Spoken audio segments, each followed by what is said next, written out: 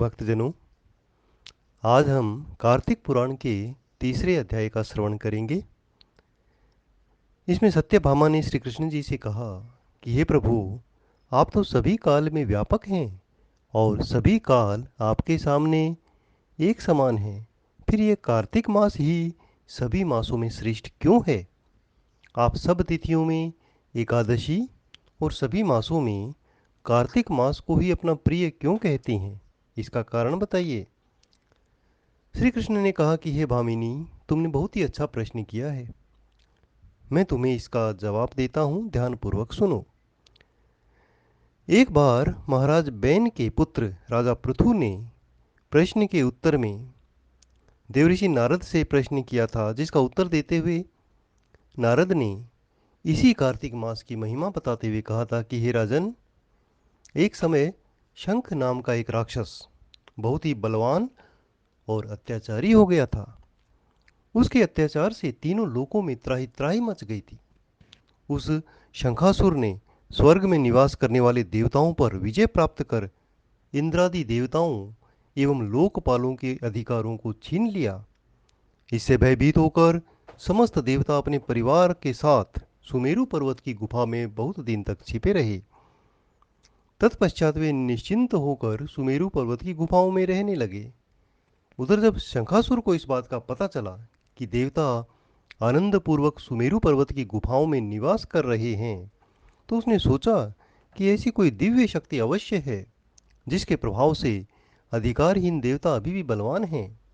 यह सोचते सोचते वह इस निर्णय पर पहुंचा कि वेद मंत्रों के बल के कारण ही देवता बलवान हो रहे हैं।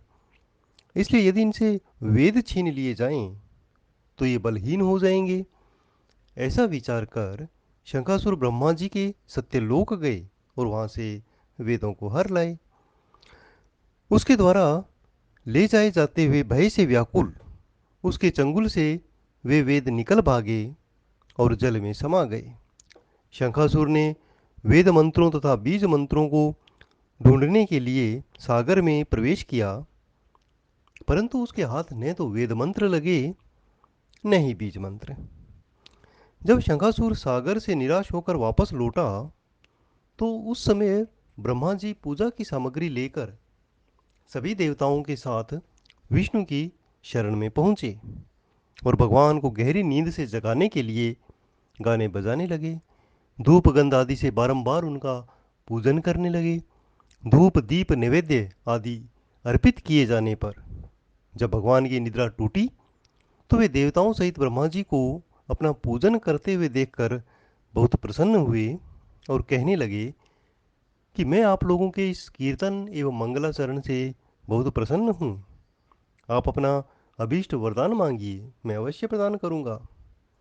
जो मनुष्य अश्विनी शुक्ल की एकादशी से देवोत्थान एकादशी तक ब्रह्म मुहूर्त में उठकर मेरी पूजा करेंगे, उन्हें तुम्हारी ही भांति मेरे प्रसन्न होने के कारण सुख की प्राप्ति होगी।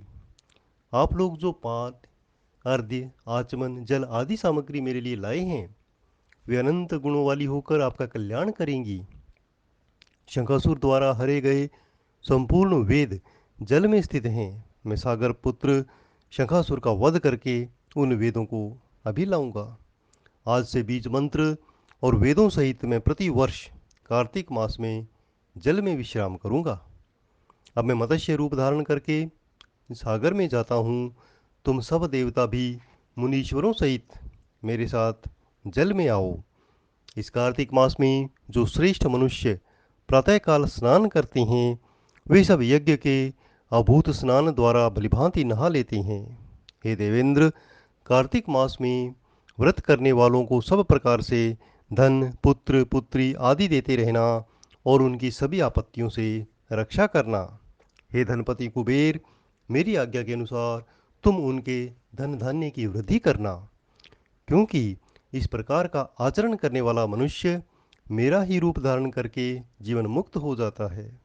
जो मनुष्य जन्म से लेकर मृत्यु पर्यंत विधि पूर्वक इस उत्तम व्रत को करता है, वह आप लोगों का भी पूजनीय है। कार्तिक शुक्ल पक्ष की एकादशी तिथि को तुम लोगों ने मुझे जगाया है, इसलिए यह तिथि मेरे लिए प्रीतिदायिनी और माननीय है। हे देवताओं, ये दोनों व्रत नियम पूर्वक करने से मनुष्य मेरा सानिध्य प्राप्त कर लेते हैं।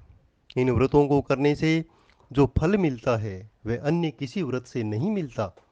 अतः प्रत्येक मनुष्य को सुखी और निरोग रहने के लिए कार्तिक महात्म्य एवं एकादशी की कथा सुनते हुए उपरोक्त सभी नियमों का पालन करना चाहिए। कार्तिक महात्म्य कार्तिक पुराण का तीसरा अध्याय समाप्त हुआ। ओम नमो विष्णवे नमः।